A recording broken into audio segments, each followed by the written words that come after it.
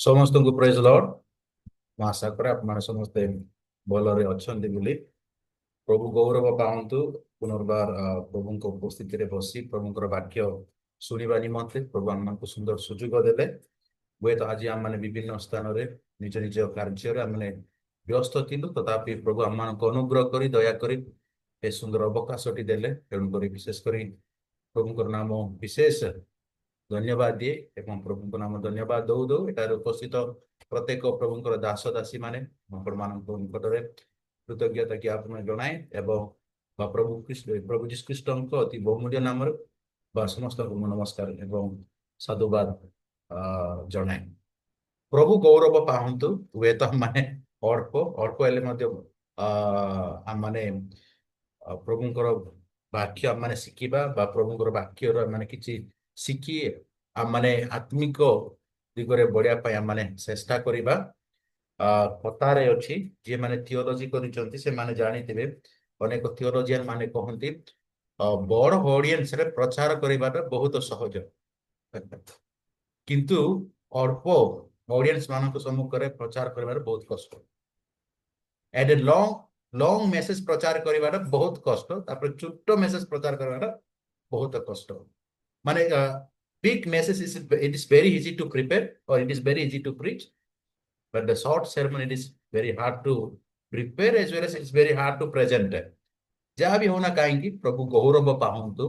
आम माने आज विशेष कर गोटे विषय अध्ययन करवा बा गोटे विषय माने देखिबा। बाइबल पठन करने पूर्व आज टॉपिक हूँ बाइबल रे विभिन्न जुग। बाइबल रे विभिन्न जुग ताले सरा बाइबल एगन बिगड़े बिगड़े जोगा। जदि देखिबा बाइबल रे 10टी जुग रही अच्छे। बाइबल गलजी जुगान को 10टी जुग रही अच्छे। तो सही विषय डिस्कशन करने पूर्व आसंता माने वाक्य पठन करवा जोटा कि गीत सहित तार 90 गीत सहित तार 90 दुई पदरे मु पाठ करी। गीत सहित साम नंबर 90 वर्स 2 एटार हे परी लेखा जाए, पर्वत गणर उत्पत्तिर ओ तुम्ब द्वारा पृथ्वी ओ जगतर सृष्टिर पूर्वटार अनादि कालर अनंत काल पर्यंत तुम्बे परमेश्वर अट। आसंता माने प्रार्थना करबा। महामहिम स्वर्गस्थ पिता तुमर सही महान एवं पवित्र नाम माने धन्यवाद दूछु, प्रशंसा गौरव करुछु पिता। सुंदर समय पाई, सुंदर अवकाश पाई, विशेष यही संध्या समय रे प्रभु तुम्हें आम मान विभिन्न जगार विभिन्न स्थान प्रभु यही ऑनलाइन माध्यम तुम्हें आम मान एकत्रित कल एवं तुम से जीवंत वाक्य तुम से जीवंत वाक्य किछि प्रभु श्रवण करी एवं शिक्षा लाभ करी जेपरि हम माने आत्मिक दिगरे हम माने बढ़ी पारिबो एते निमंते प्रभु से उद्देश्य को लेकिन हम माने समस्त विभिन्न जगार हम माने एकत्रित हुई अछु। प्रभु तुमर उपस्थिति आम मान आम सहित जारी रहू, जहाँ फल प्रभु आम माने तुमर से उपस्थिति को अनुभव करी बा तुमर से उपस्थिति को उपलब्धि करी जेपरि हम माने आशीर्वाद प्राप्त हेबो एते निमंते सहायता कर। प्रभु हे सेवा कार्य तुम हस्ते रखुची, आरंभ मध्यम शेष पर्यंत तुम्हें आम ईश्वर हुए आम कथा को बोली जीशु नाम प्रार्थना करी आमेन। प्रभुंकर लोक माने आज आम माने देखी गीत सहित तार 90 वर्स 2 एटी आम माने गोटे विषय माने पाई पारुछु।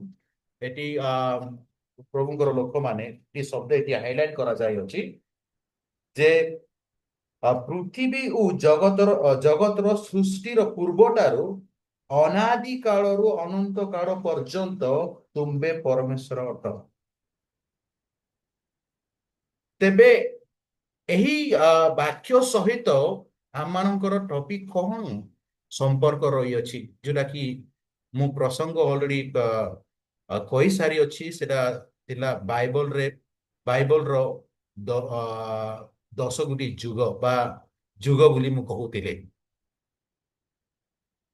ବାଇବଲିଗାନ ଜିନ୍ତି ଯୁଗାନ ଅଡେ ବାଇବଲିଗାନ ଆଯୁଗା ତ ବାଇବଲରେ ଦେଖିଲେ 10 ଗୋଟି ଯୁଗ ରହିଅଛି ଏବଂ ସେହି 10 ଗୋଟି ଯୁଗରୁ ଏଠି ଆମମାନେ 2ଟି ଯୁଗ ଆମମାନେ ଦେଖିପାରିବା ଯୋଉଟା କି ଗୀତ ସଂହିତା ତାର 2 ଅଧ୍ୟାୟରେ ଗୋଟିଏ ବିଷୟ ଏଠି ହାଇଲାଇଟ କରାଯାଇଅଛି ଅନାଦି କାଳରୁ ଅନନ୍ତ କାଳ ପର୍ଯ୍ୟନ୍ତ ଅନାଦି କାଳରୁ ଅନନ୍ତ କାଳ ପର୍ଯ୍ୟନ୍ତ ମୋର ଈଶ୍ୱରଙ୍କ ଲୋକମାନେ ଏ ଅନାଦି କାଳ କହିଲେ କଣ ବୁଝୁଛନ୍ତି ଅନନ୍ତ କାଳ ବୋଲି ଅନନ୍ତ କାଳ କହିଲେ କଣ ବୁଝୁଛନ୍ତି what we understand sir ଅନାଦି କାଳରୁ ଅନନ୍ତ କାଳ ପର୍ଯ୍ୟନ୍ତ ଅନାଦି କାଳର ଅର୍ଥ ଯୋଉଟା କି ଆଦି ନାହିଁ ଯୋଉଟା କି ଆରମ୍ଭ ନାହିଁ ଯୋଉଟା କି କେବେ କିଛି ଆରମ୍ଭ ନାହିଁ କି କିଛି ଶେଷ ନାହିଁ ତାକୁ ଅନାଦି କାଳ ବୋଲି କୁହାଯାଏ କି ଯୋଉଟା କି ପୂର୍ବରେ ଯୋଉଟା କି ଥିଲା ଯୋଉଟା କି କିଛି ଆରମ୍ଭ ନଥିଲା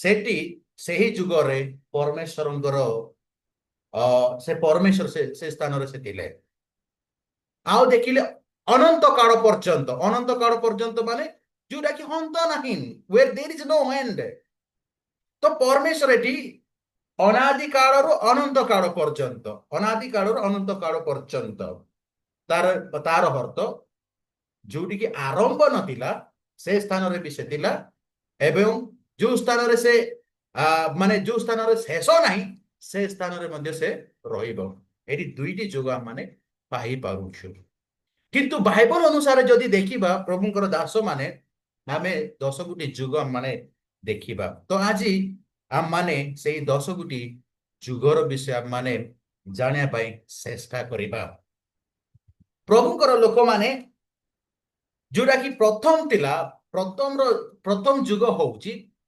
ଅନାଦି କାଳ ଫର୍ମର ଇଟର୍ନିଟି ବୋଲି କହନ୍ତି ଫର୍ମର ଇଟର୍ନିଟି ବୋଲି କହନ୍ତି ଓଡ଼ିଆରେ ସରି ଫର୍ମର ଇଟର୍ନିଟି କହନ୍ତି ଇଂଲିଶରେ ଓକେ ଓଡ଼ିଆରେ କଣ ବୋଲି କୁହାଯାଏ ମାନେ ସରି ସରାରେ କଣ ବୋଲି କୁହାଯାଏ ୱାନ୍ ସରା ମାଖିନର ବେଲା କଣ କଣ ଲେଖା ହେଇଛି ସେଠି ଯୋଉଟା କି Kinol nego?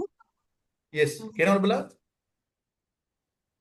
Barunji enrang gadile na purban. Ori oraran do purtin enrang ganadin de na mang.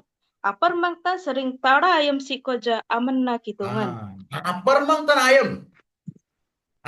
tanayam wanti iti ki susuna dakwat iti ja dakwat puna maneng ba hitungan dakuli doki thalayam sikoja hitungan dakutin or do kani kate na sari alle na boy jugo nehi jiba 10 গোটি যুগରୁ ଏଠି ଯୁଗ ଆମମାନେ ଗୋଟେ ପ୍ରଥମ ଯୁଗ ଆମମାନେ ପାଇପାରିବା ସେଟା ହଉଛି ଆମଂ ଏଠି ଯେଟା ସୁସୁନା ଦେନାୟମ ଯୋଉଟା କି ଫର୍ମର ଇଟର୍ନିଟି ବୋଲି କୁହାଯାଏ ଇଂଲିଶରେ বা ଓଡ଼ିଆରେ କଣ ବୋଲି କୁହାଯାଏ ଅନାଦି କାଳ ଯୋଉଠିକି ଆଦି ନାହିଁ ତ ସେଠି କିଏ ବାସ କରୁଥିଲା ପରମେଶ୍ୱର ବାସ କରୁଥିଲା ଏବଂ ସେହି ଅନାଦି କାଳରେ ମଧ୍ୟ କିଏ ମାନେ ବାସ କଲେ ସେଠି କିଏ ମାନେ ରହୁଥିଲେ ଦୂତ ମାନେ ମଧ୍ୟ ରହୁଥିଲେ ଯୋଉଟା କି ପରମର ଇଟର୍ନିଟିରେ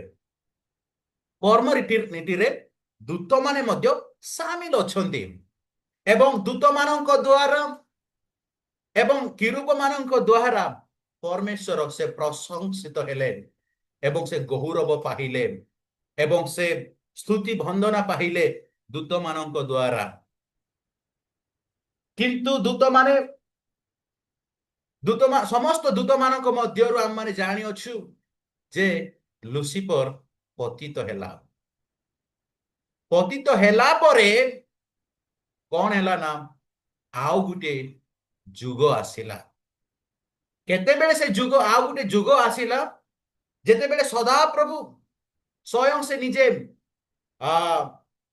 ଏ ସ୍ୱର୍ଗ ଏବଂ ପୃଥିବୀ ସେ ସୃଷ୍ଟି କଲେ ଏବଂ ସୃଷ୍ଟି କଲା ପରେ କଣ କଲେ ନା ଏ ସବୁ ଜୀବ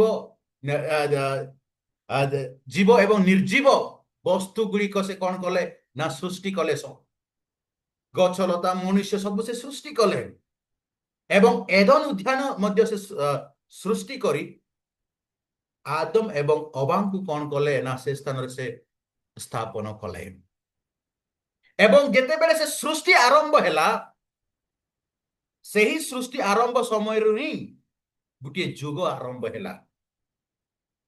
ସୃଷ୍ଟିର ପୂର୍ବରୁ ଯୋଉ ଯୁଗ ଥିଲା ସେଟା ଅନାଦି କାଳ ବୋଲି କୁହାଯାଏ, ଯୋଉଟା କି ଫର୍ମ ଇଟର୍ନିଟି ବୋଲି କୁହାଯାଏ।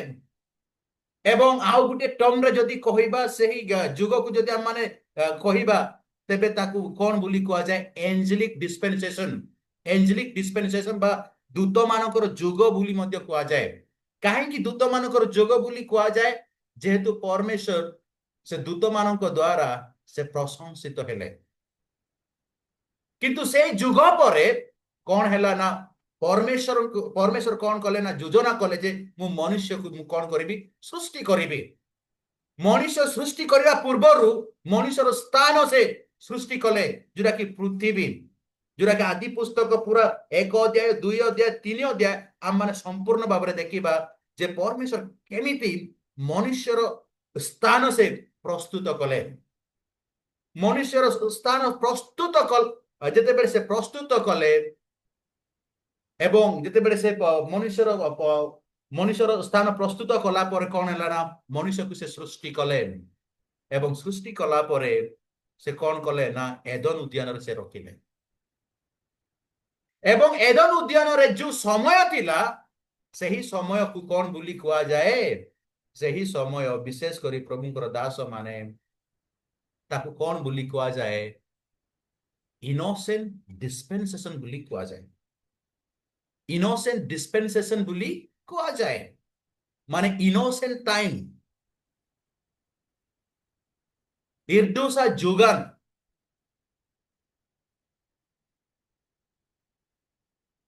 ଓଡ଼ିଆରେ କଣ କହନ୍ତି ଇନୋସେଣ୍ଟ କୁ? କଣ କହନ୍ତି? ଆଶ୍ରୀ ଗଲି ଟିକେ। ଇନୋସେଣ୍ଟ କୁ କଣ କହନ୍ତି ଓଡ଼ିଆରେ? ନିର୍ଦୋଷ। ଓକେ, ନିର୍ଦୋଷ ଯୁଗ। ନିର୍ଦୋଷ ଯୁଗ ଆରମ୍ଭ ହେଲା। ନିର୍ଦୋଷ ଯୁଗ କେଉଁ ପ୍ରକାର ଥିଲା? ପ୍ରଭୁଙ୍କର ଦାସ ମାନେ ଆମମାନେ ଜାଣୁ ଯେ ନିର୍ଦୋଷ କେଉଁ ପ୍ରକାର ତାର ସ୍ୱଭାବ ଥିଲା। କେଉଁ ଜାଗାରୁ ଆମମାନେ ନିର୍ଦୋଷ ଯୁଗ ଆମମାନେ ଜାଣିପାରିବା? ତା ହଉଛି ଏଦନ ଉଦ୍ୟାନରୁ। ସେ ଏଦନ ଉଦ୍ୟାନ ସମୟ ବା ଯେତେବେଳେ ମନୁଷ୍ୟ ପରମେଶ୍ୱରଙ୍କ ଦ୍ୱାରା ସୃଷ୍ଟି ହେଲା ଏବଂ ସେ ସୃଷ୍ଟି ହେଇଥିବା ମନୁଷ୍ୟ କୋଉଠି ସ୍ଥାପନ କରାଗଲା? ଏଦନ ଉଦ୍ୟାନରେ ସ୍ଥାପନ କରାଗଲା। ଏବଂ ଯେତେବେଳେ ଆଦମ ଏବଂ ଅବା ସେଇ ଏଦନ ଉଦ୍ୟାନରେ ବାସ କଲେ ସେହି ସମୟରେ ପଶୁ ଏବଂ ଆଉ ମନୁଷ୍ୟ ମାନଙ୍କ ଭିତରେ କୌଣସି କଣ କିଛି ଶତ୍ରୁ ନଥିଲା। ତେଣୁକରି ଏଠି ନିର୍ଦୋଷ ଯୁଗ ବୋଲି କୁହାଯାଏ। ସେଠି କିଛି ପାପ ନଥିଲା ଏବଂ ସେହି ନିର୍ଦୋଷ ଯୁଗରେ ପରସ୍ପର ପ୍ରତି ହିଂସା କରିବା, ଯୁଦ୍ଧ କରିବା, ଏବଂ quarrel ହେବା, arrodin itu je dapat. Ore itu je manran jontun ada nggak tua ban. Ore jontun manran ada apka Eden. ସେହି ସମୟରେ ସମସ୍ତେ ଭେଜିଟେରିଆନ, ସମସ୍ତେ ଭେଜିଟେରିଆନ ସାର୍। ଆଜି ଯଦି ସମସ୍ତେ ଯଦି ଆମମାନେ ସେଇ ନିର୍ଦୋଷ ଯୁଗରେ ଯଦି ବାସ କରିବା ହୁଏତ ଆମମାନଙ୍କ ପାଇଁ ଅସମ୍ଭବ ହେଇପାରେ, ଯେହେତୁ ସେଠି only non veg sorry vegetarian, non veg କହୁଛି ଭେଜିଟେରିଆନ। ମୁଁ ଜାଣିନି ଆମର ସାଇନିସ ମାନେ କେଉଁ ଯୁଗର ଲୋକମାନେ ସେମାନେ କୁକୁର ମାଂସ, ଛେଳି ମାଂସ and then କଣ କଣ and ଘୁଷୁରୀ ମାଂସ ଏସବୁ ସେମାନେ ଖାଆନ୍ତି। ତ ସେହି ସମୟରେ ଇନୋସେଣ୍ଟ ଡିସ୍ପେନ୍ସେସନ ରେ ସେ ପ୍ରକାର ଆଟମୋସ୍ଫିୟର ନଥିଲା, ସେ ପ୍ରକାର ପରିବେଶ ନଥିଲା। ସେହି ପରିବେଶ କମ୍ପ୍ଲିଟଲି ଡିଫରେଣ୍ଟ। ଏବଂ ସନ୍ଧ୍ୟା ବେଳେ ସଦାପ୍ରଭୁ କଣ କଲେ ନା ମନୁଷ୍ୟ ସହିତ ସେ କଥୋପକଥନ କଲେ। There was a communication between God and Adam. ଏବଂ ସେମାନେ ନିର୍ଦୋଷ ଭାବରେ ଥିଲେ, କିଛି ପାପ ନଥିଲା।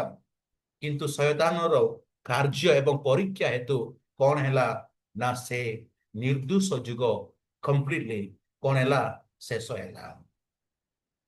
ଯେଉଁ ଦିନ ପରମେଶ୍ୱର ଆଦମ ଏବଂ ଅବାଙ୍କୁ ସେ ଏଦନ ଉଦ୍ୟାନରୁ ସେ ତଡ଼ି ଦେଲେ ସେହି ଦିନରୁ ନିର୍ଦ୍ଦୋଷ ଯୁଗ କଣ ହେଲା ନା ଶେଷ ହେଲା ବା ଯେତେବେଳେ ସେମାନେ ପଡ଼ କାହିଲେ ଏବଂ ଯେତେବେଳେ ସେମାନେ ପଡ଼ କାହୁଥିଲେ କାହିଲା ପରେ ସେମାନେ ଜାଣିଥିଲେ ଯେ ସେମାନେ ଉଲଙ୍ଗ ଅବସ୍ଥାରେ ଅଛି ବୋଲି ସେମାନେ ଜାଣିପାରିଲେ ଏବଂ ସେହି ସମୟରେ ହିଁ ଆଉ ଗୋଟିଏ ଯୁଗ ଆସିଲା ତା ହଉଛି କନସାଇନ୍ସ ଡିସ୍ପେନ୍ସେସନ ବିବେକର ଯୁଗ ଆସିଲା ବିବେକର ଯୁଗ সেটা কোন বলি কোয়া যায় কনসাইন্স ডিসপেনসেশন বিবেকর যুগ আনাপ্লিং জি ইন আজুগা ওকে ইরাইতে কনসাইন্স ডিসপেনসেশন প্রভুঙ্কর লোক মানে আদম এবং অবা যেতেবেলে সেমানকু ধরি দিয়াগলা সে এদন উদ্যানরু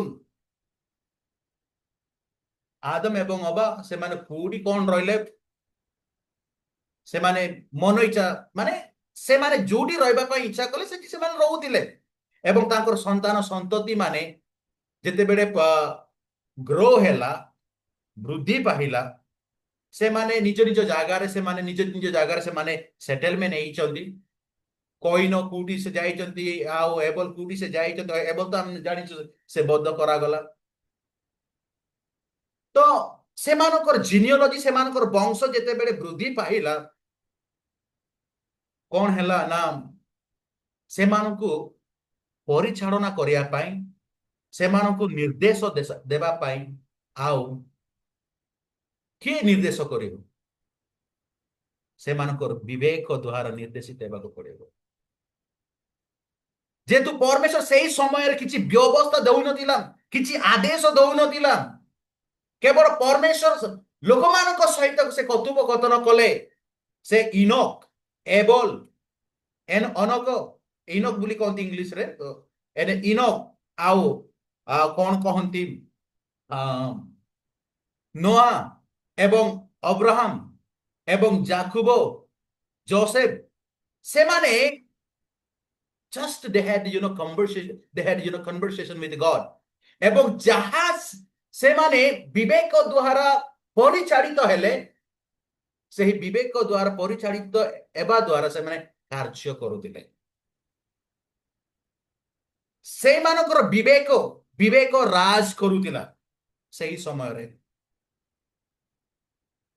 ନିର୍ଦ୍ଦେଶ ଯୁଗ ପରେ ବିବେକର ଯୁଗ ଆସୁଛି କାହିଁକି ବିବେକର ଯୁଗ ଯେହେତୁ ଲୋକମାନେ ନିଜର ବିବେକ ଦ୍ୱାରା ସେମାନେ ପରିଚାଳିତ ହେଲେ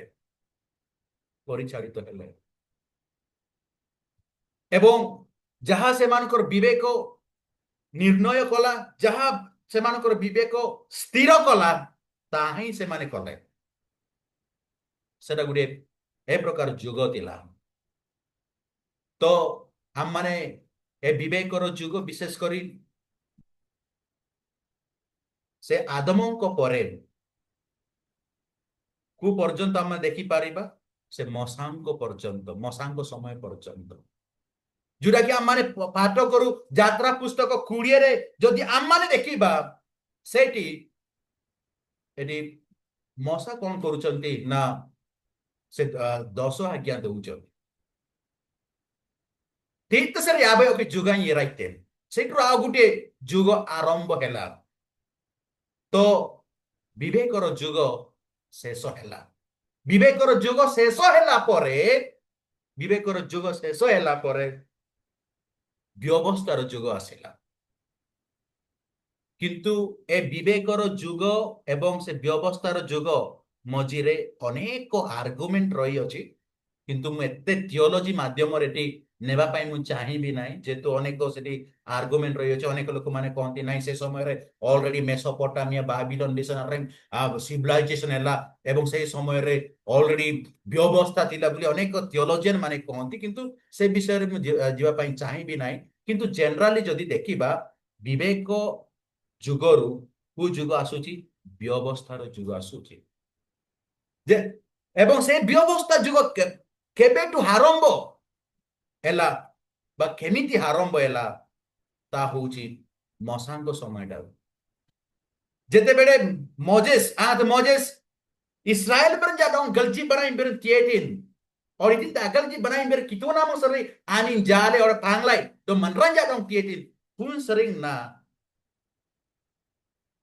anosjen ajuga susunan dele বা ବ୍ୟବସ୍ଥାର ସରି ବ୍ୟବସ୍ଥାର ଯୁଗ ଆରମ୍ଭ ହେଲା ହେଲେ ବ୍ୟବସ୍ଥାର ଯୁଗ ଯେତେବେଳେ ଆରମ୍ଭ ହେଲା କେବଳ ବ୍ୟବସ୍ଥା ହିଁ ସେମାନଙ୍କୁ ରାଜ କଲା କେବଳ ବ୍ୟବସ୍ଥା ଦ୍ୱାରା ସେମାନେ କଣ ହେଲେ ନା ପରିଚାଳିତ ହେଲେ ଯାହା ବି କଲେ ସେମାନେ ବ୍ୟବସ୍ଥା ଅନୁସାରେ ସେମାନେ କାର୍ଯ୍ୟ କଲେ ଯଦି ଆପଣମାନେ ଲେଭି ପୁସ୍ତକରେ ଯଦି ଦେଖିବେ ଏତେ ଲ ଆଣ୍ଡ ଅର୍ଡର ଯାକ ରହିଅଛି ଯେ ଆପଣମାନେ କନଫ୍ୟୁଜ ହେଇଯିବେ बनाती मान्य बनाती मान्य आपण माने कन्फ्यूज ହେଇଯିବେ ତ ଏତେ ବ୍ୟବସ୍ଥା ରହିଅଛି ଏବଂ ସେହି ମଶାଙ୍କ ସମୟରେ ହେଉ ଯୋଶୁଆଙ୍କର ସମୟରେ ହେଉ ଏବଂ ବିଚାରକର୍ତ୍ତା ମାନଙ୍କର ସମୟରେ ହେଉ ବାବବାଦୀ ମାନଙ୍କର ସମୟରେ ହେଉ ଏବଂ ରାଜା ମାନଙ୍କର ସମୟରେ ହେଉ ସେମାନଙ୍କୁ କଣ ହେଲେ ନା ଏ ସମସ୍ତ ଲୋକମାନେ ବ୍ୟବସ୍ଥା ଦ୍ୱାରା ସେମାନେ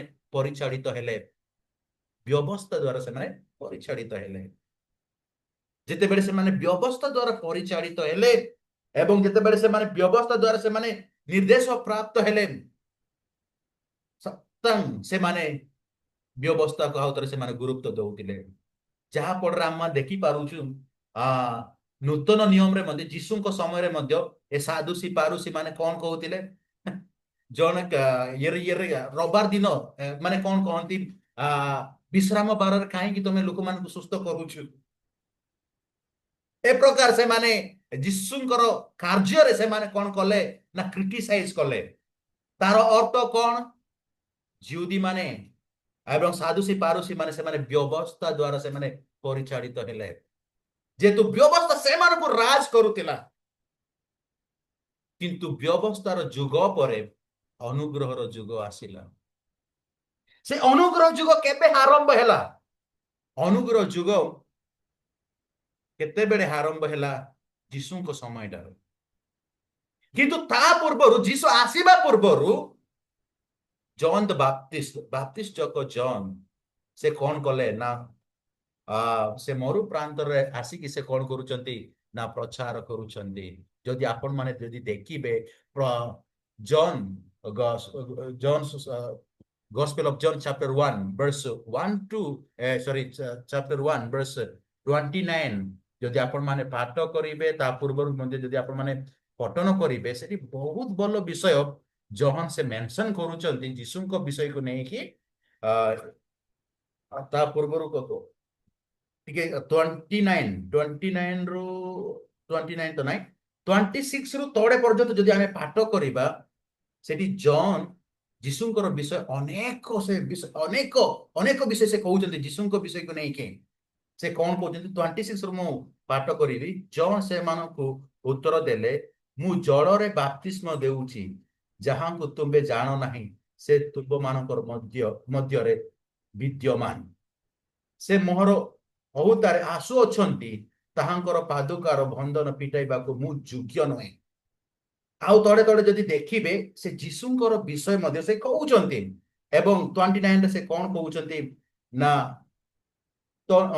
ତଇ ଆର ଦିନ ସେ ଯୀଶୁଙ୍କୁ ନିଜ ପାଖକୁ ଆସୁଥିବା ଦେଖି କହିଲେ ହେଇ ଦେଖ ଈଶ୍ୱରଙ୍କ ମେଷ ଶାବକ ଯେ ଜଗତର ପାପ ବହି ନେଇ ଯାଆନ୍ତି Kanambari tine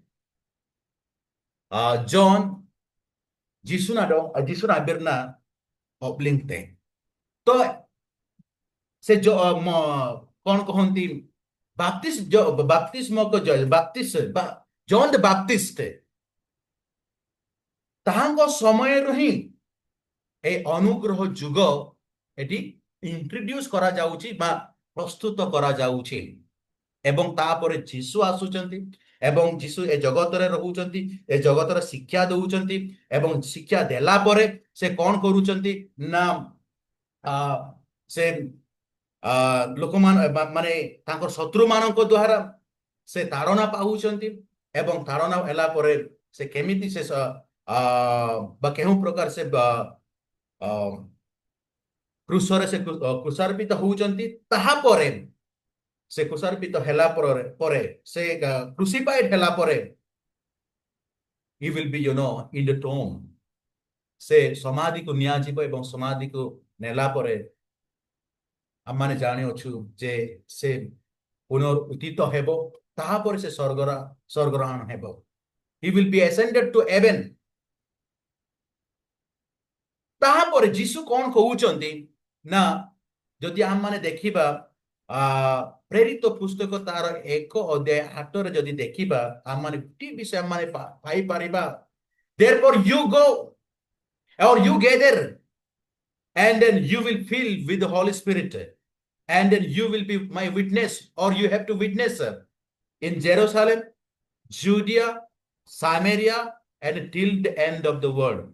तुम्हें कौन करिबो ना तुम्हें जेरूशलेम को जाओ एवं एकत्रित हुओ एवं जेतेबेले तुम माने पवित्र आत्मा तुम्हें पाहिबो तुम्हें कौन करिबो ना मो विषय जेरूशलेम रे जुदिया रे सामरिया रे एवं जगतर माने कुणे कुणे स्थान पर्यंत तुम्हें कौन करो ना मोर वाक्य तुम्हें प्रचार करो बोली यीशु कहउचंती तो सही समय रही बा यीशुଙ୍କର ସ୍ୱର୍ଗାରୋହଣ ପରେ କଣ ହଉଛି ନା ସେହି ଅନୁଗ୍ରହର ଯୁଗ ସେଠି ଆରମ୍ଭ ହଉଛି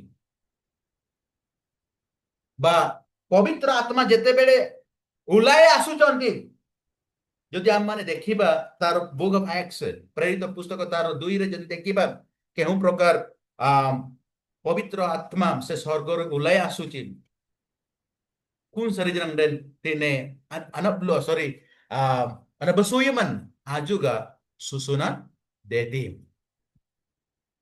kanambri joganji देखो तो आमाने सही दिन तारो आज पर्यंत आमाने कु जुगरे अछु अनुग्रह जुगरे अछु आमाने अनुग्रह जुगरे अछु अनुग्रह तो अनुग्रह माने पाइछु तेणु कर अनुग्रह अछि बोली कि अनेक लोक माने पाप करंती अनेक लोक माने गत वर्ष रे जेमिति थिले हे वर्ष रे मध्ये सेमिति गत मास रे जेमिति थिले ए मास रे मध्ये सेमिति किछा परिवर्तन नाही जे तो अनुग्रह जुग रे हम माने अछु आ प्रभु क्षमा करिबे नाही कि आओ पाप करकी आओ तरे प्रभु को निकट रे आसीले से क्षमा करिबे नाही कि मोर ईश्वरन को लोक माने आमाने ए अनुग्रह जुग को आमाने मिसयूज करिबा नाही yes we are in grace period but let us not misuse this grace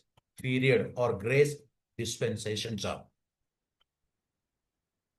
तो अनुग्रह जुग रे आम माने अछु ओके नो प्रॉब्लम किंतु आम माने सतर्क रहबा को पड़िबो जेहेतु अनुग्रह जुग परे को जुग आसुची रेप्चर जुग आसीबो ऊर्ध्वान्वित जुग आसीबो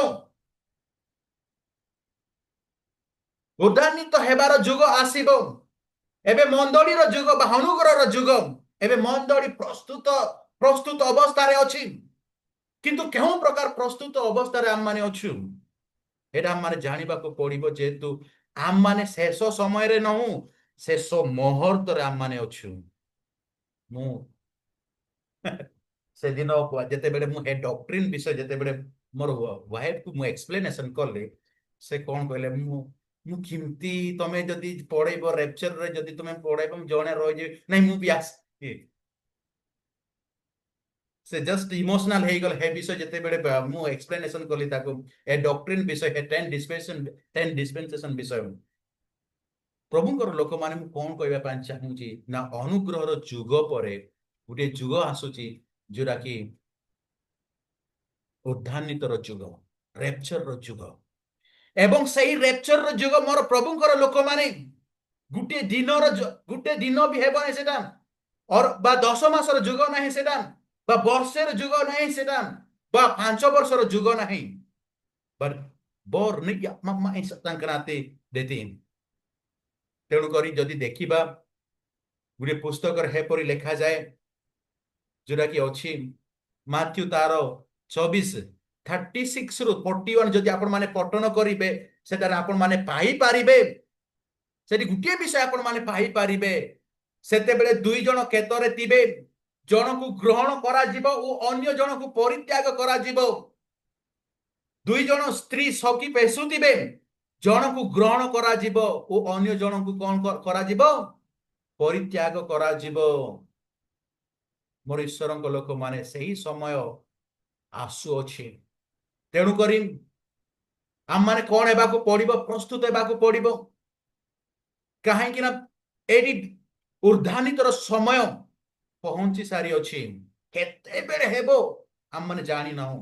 ହୁଏତ ବମିନି ପ୍ରେସର ହୁଏତ କାଲକି ବି ହେଇପାରେ, କି ପରଦିନ ବି ହେଇପାରେ, କି ଆଗାମୀ ଦିନରେ ହେଇପାରେ, କି ମାସେ ପରେ ହେଇପାରେ, କି ବର୍ଷ ପରେ ହେଇପାରେ, କି 10 ବର୍ଷ ପରେ ହେଇପାରେ, କି ଏ ରାତିରେ ହେଇପାରେ।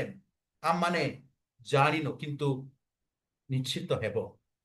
ମୁଁ ଶୁଣିଥିଲି ପ୍ରାୟ ନ୍ୟୁଜରେ ମୁଁ ଦେଖିଲି 23 ତାରିଖରେ ରେପଚର ହେବ ବୋଲିକି। 23 ତାରିଖ କେବେ ରେପଚର ହେବ ନାହିଁ। ହୁଏତ ଏଇ ଗୋଟେ ଘଣ୍ଟା ପରେ ବି ହେଇପାରେ, ହୁଏତ ଏବେ ବି ହେଇପାରେ, ହୁଏତ ପରଦିନ ବି ହେଇପାରେ। ତେଣୁକରି ମୋର ଈଶ୍ୱରଙ୍କ ଲୋକମାନେ, ଆମମାନେ କଣ କରିବାକୁ ପଡିବ? we have to prepare ourselves. We have to prepare ourselves. ଏବଂ ଯେତେବେଳେ ରେପଚର ହେବ, ରେପଚରରେ ତାଙ୍କ ଯେତେବେଳେ ଉର୍ଦ୍ଧାନ୍ୱିତ ହେବ, ଲୋକମାନେ ଯେତେବେଳେ ଉର୍ଦ୍ଧାନ୍ୱିତ ହେବେ, ଯେତେବେଳେ ଉପରକୁ ଯିବେ, ସେ ମଧ୍ୟାକାଶକୁ ଯେତେବେଳେ ଯିବେ, ଏ ଜଗତରେ ବହୁତ କନଫ୍ୟୁଜରେ ହେବେ। ମାନେ ସମସ୍ତେ କନଫ୍ୟୁଜରେ ରହିବେ। ଉଡ଼ାଜାହାଜ ମନେକର ଗୋଟେ ବ୍ୟକ୍ତି ସେ ନେଇଥିବ, ସେ ଯଦି ବିଶ୍ୱାସୀ ଯଦି ହେଇଥିବ, ସେ ପଢେଇବ। ସମସ୍ତେ ଯିଏ ମାନେ ଉଡ଼ାଜାହାଜରେ ଥିବେ,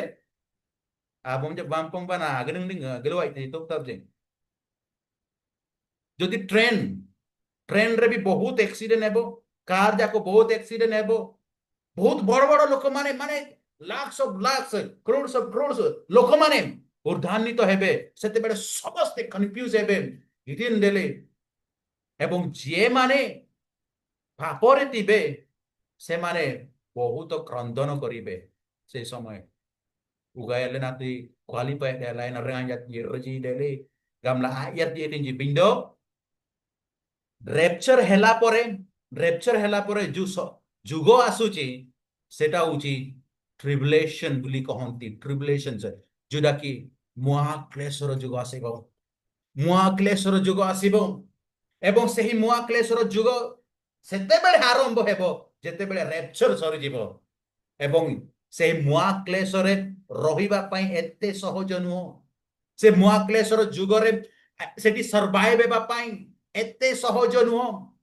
ମୋର ପ୍ରଭୁଙ୍କର ଲୋକମାନେ, ଏ ଅନୁଗ୍ରହ ଯୁଗରେ ଯୀଶୁ ଆମମାନଙ୍କୁ କ୍ଷମା କରିକି କଣ କଲେ ନା, ଆମମାନଙ୍କୁ କଣ କଲେ ନା, ସେ ପରିତ୍ରାଣ ଦଉଥିଲେ। କିନ୍ତୁ ସେହି ଟ୍ରିବୁଲେସନ ସମୟରେ, ମହାକ୍ଲେଶ ସମୟରେ ଆପଣାର ରକ୍ତ ଦେବାକୁ ପଡିବ ପରିତ୍ରାଣ ପାଇଁ। এটা হচ্ছে ডিফরেন্স বিটুইন গ্রেস ডিসপেনসেশন এন্ড ট্রিবুলেশন ডিসপেনসেশন।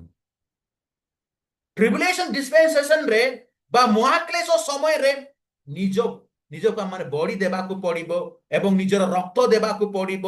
ଆମମାନେ କଣ ହେବାକୁ ପଡିବ? ବିଜାତି ମାନଙ୍କ ଦ୍ୱାରା କଣ ହେବା? ଆମେ ତାଡ଼ିତ ହେବା। ନିଜ ରକ୍ତକୁ ଆମମାନେ କଣ କରିବା? ଆଲେ ନିଜେ ମିଞ୍ଜାମଲେତି ବେନ୍ଦେତି ଅଡ ମିଞ୍ଜାମଲେ ଗତଲୁ ବେନ୍ଦେତି ଯୀଶୁଙ୍କ ପାଇଁ। ସେଠି ମହାକ୍ଲେଶରେ ଏତେ ସହଜ ନୁହଁ, ଯେହେତୁ ମହାକ୍ଲେଶ 2 ଭାଗରେ ବିଭକ୍ତ କରାଯାଇଅଛି। 3.5 ବର୍ଷ 3.5 ବର୍ଷ, 3 years 6 months 3 years 6 months together 7 ବର୍ଷର ମହାକ୍ଲେଶ ହେବ। ସେହି 7 ବର୍ଷର ମହାକ୍ଲେଶ ସମୟରେ ପ୍ରଥମ ମହାକ୍ଲେଶ ଯୋଉଟା କି 3.5 ବର୍ଷ ରହିବ, ସେହି ସମୟରେ ଖ୍ରୀଷ୍ଟ ବିରୋଧୀ ସେ କଣ କରିବ? ସବୁ ପ୍ରିପାରେସନ କରିବ। ସମସ୍ତଙ୍କୁ ସେ ମାନେ ଯିଏ ମାନେ ରାଜନୀତିରେ ଥିବେ ଏବଂ ଯିଏ ମାନେ ଅର୍ଥନୀତିରେ ଥିବେ, ଯିଏ ମାନେ ଧର୍ମରେ ମୁଖ୍ୟ ଯୋଉମାନେ ବିଭିନ୍ନ ଡିପାର୍ଟମେଣ୍ଟରେ ଥିବେ, ସେମାନଙ୍କୁ ଏକତ୍ରିତ କରିବ ଏବଂ ସେ ୱାନ୍ ୱାର୍ଡ ଗଭର୍ଣ୍ଣମେଣ୍ଟ ସେ ଏଷ୍ଟାବ୍ଲିଶମେଣ୍ଟ କରିବ। କେବଳ ଗୋଟିଏ ବ୍ୟକ୍ତି ସେଠି ଶାସନ କରିବ। ଶାସନ କଲା ପରେ ସେ ଏମିତି ସେ ଖେଳ ଖେଳିବ ଯେ ସମସ୍ତ ଲୋକମାନଙ୍କୁ କଣ କହିବ? ମତେ ୱାରସିପ କର। 167 ନମ୍ବର ସେ ବାହାର କରିବ। ଏଠି ଟ୍ରିବୁଲେସନ ବିଷୟ ଯଦି ମୁଁ କହିବି, ଲାଇନ୍ସ ଡିଟେଲ ଯଦି କହିବି, ସେ 167 ନମ୍ବର ବିଷୟ ଯଦି କହିବି, ସେଟାର ଅନେକ ଗୁରୁତ୍ୱପୂର୍ଣ୍ଣ ବିଷୟ ଯାକ ରହିଅଛି। मु भाबुची नेक्स्ट डॉक्ट्रिन पर मु बुक ऑफ रेवलेशन नेबा पाई मु चेष्टा करिबि जेतु बुक ऑफ रेवलेशन प्रकाशित वाक्य सेटार अनेक गुरुत्व विषय रही अछि तो प्रभुंकर लोक माने जदि आपण मान जदि पठन करिवे प्रकाशित वाक्य 100 अध्याय रु शेष पर्यंत 17 पर्यंत जदि 18 पर्यंत जदि पठन करिवे सेठी अनेक विषय गुड़िक रही अछि जोरा कि ट्रिब्युलेशन कॉन्सेप्ट सहित रिलेटेड रही अछि तो 7 वर्ष पर्यंत महाक्लेश समय हेबो महाक्लेश समय रे सेठी शयतानंकर बा कोन कहंती आंटी क्राइस्ट बा ख्रीष्ट विरोधी से शासन करिबो एवं सही समय जे माने ऊर्ध्वान्वित होइचंती से माने यीशुଙ୍କ सहित 7 वर्ष पर्यंत से माने मेघमाड़ारे से माने कोन करिबे ना यीशुଙ୍କ सहित से माने विवाह बुझ करिबे अंता न ngoड़ा रेगन अतें खलकल इतिन देती आरेलं गलुकी असर बरोकी या इतिन सुनामी हे जीवो हर्तक्वेक हेबो इतिन इतिन दे गाम तो ओड़ा रेगन सब किछि हेबो किंतु लोक माने मन परिवर्तन करिबे नाही सही समय एटा होची महाक्लेशर समय ताहा परे जेते बेले महाक्लेशर शेष समय 7 वर्ष हेबो सेते बेले द्वितीय यीशुଙ୍କର द्वितीय आगमन हेबो जेते बेले यीशुଙ୍କର द्वितीय आगमन हेबो सही समय रे आर्मेगेडन वार बुली कहंती आर्मेगेडन वार सेठी एंटी क्राइस्ट एवं यीशुଙ୍କ सहित लड़ाई हेबो किंतु सही एंटी क्राइस्ट सही शैतान ताकू कोन हेबो नाम आइना दो सिकड़ी बाती थोबान तबाले इतिन ताकू कोन कूटी पका जीवो से गर्थरे बा कोन कहंती ओडिया रे मते जणा ना कि इंग्लिश रे कोन बुली कह जाय द बॉटमलेस पिट बुली कहंती ताकू बॉटमलेस पिट रे पका जीवो ताहा परे शांतिर राज्य 1000 वर्ष पर्यंत जुदा कि जगत रे रहिबो स्थापन हेबो 1000 वर्ष आउतरे आरंभ हेबो जुदा कि ट्रिब्युलेशन डिस्पेंसेशन परे मिलेनियम किंगडम बुली कहंती सनप्यो राजम यर्ताई सनप्यो राजम लेगन तिते तिते road ni jaga sa police station at kue ki ti jar titi arbadi na kue satang jisung karo sasona hebo kuna ema nang ki jontun de jontun pasjen da itin jad nam pranditin ore tanglian kena nam prai ja abot nan ajen nongling ore abot na jaga lingan jum jum tinji we ta kuna ema nang boga len de kola enden ore boga len dirnalen de kola enden ये रत्ती तबे देखी बा सेठी बाघ मानको सहित केडीबा मांकड़ मानको सहित केडीबा सेठी अवश्य प्रभुंकर शासन सेठी यीशुंकर शासन सेठी रहिबा यीशुंकर शासन सेठी रहिबो एवं तांको द्वारा माने शासित हेबा किंतु सेठी संपूर्ण भाबरे परिवेश अलगा प्रकार देबो ताहा परे मिलेनियम किंगडम परे कोन हेबो व्हाइट थ्रोन जजमेंट जुरा की शुक्ल सिंहासनर विचार बुली कहंती शुक्ल वर्णर विचार शुक्ल वर्णर सिंहासनर विचार बुली कहंती व्हाइट थ्रोन जजमेंट सेटा होची शेष समय हेबो जोटा कि समस्त विचारित हेबे धार्मिक अधार्मिक पापी बा जे माने पाप करि नांती से माने समस्ते गोटे जगार अणा जीव तापर से विचारित हेबे से कार्य अनुसार आम मानकर कार्य पूरा स्क्रीन लेगन देखा जीव से कौन कौन कला एसली से जूम रे प्रत्येक समय से शिक्षा दउतिला ए विषय रे कौन कौन शिक्षा देला मोर बैकग्राउंड ही सब देखा जीव आपण माने देखिथिबे जदी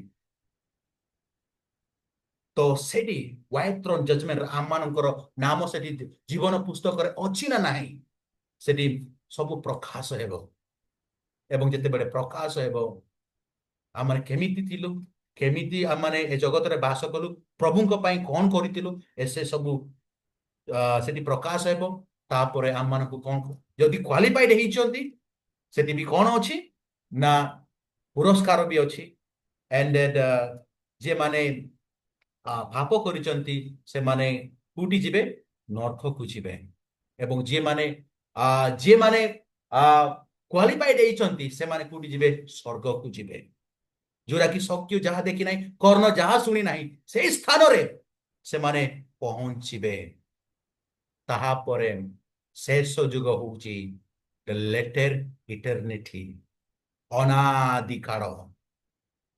ଅନାଦି କାଳ ସେ ବିଚାର ଯୁଗରୁ ଯୁଗ ପରେ ଅନନ୍ତ କାଳ, ଅନାଦି କାଳ ବୋଲି କହୁଛି, ଅନନ୍ତ କାଳ ଆସିବ।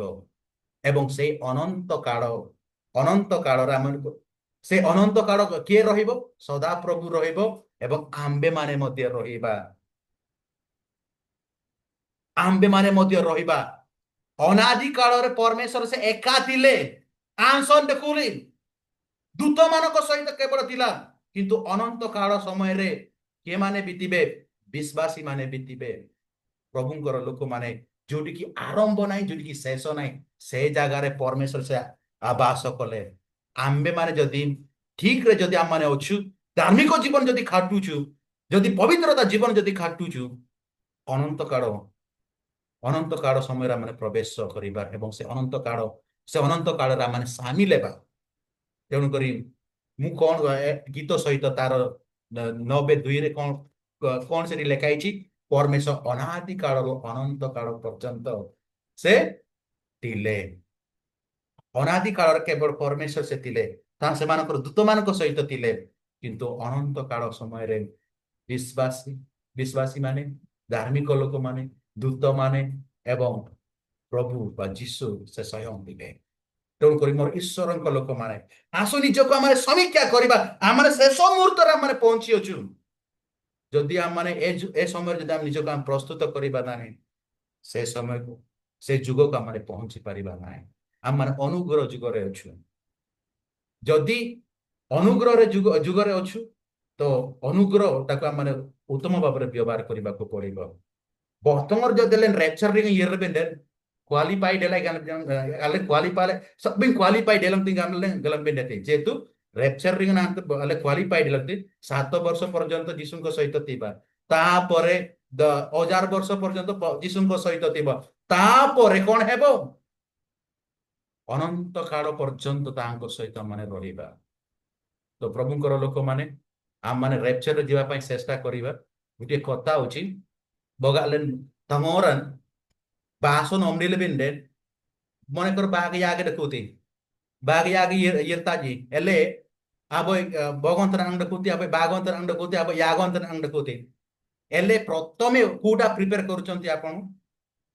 ପ୍ରଥମ ଆମଙ୍ଗାତେ beso edute beso yirte gamte bijapo tikoy alen rapture na ngayirba sikoy den বলো হেব। কিন্তু ট্রিবুলেশন লিগে না মহাক্লেশরে নাই যে মহাক্লেশ সমୟରେ ଯୀଶୁଙ୍କୁ ବିଶ୍ୱାସ କରିବି, ମନ ପରିବର୍ତ୍ତନ କରିବି, ସେ ସମୟରେ ମୁଁ ଇଏ କରିବି କହିବେ ଯଦି, এটা ଅସମ୍ଭବ। ଆଉଟ ଅଫ 100% ହୁଏ ତ 1% ଓନ୍ଲି ସମ୍ଭବ।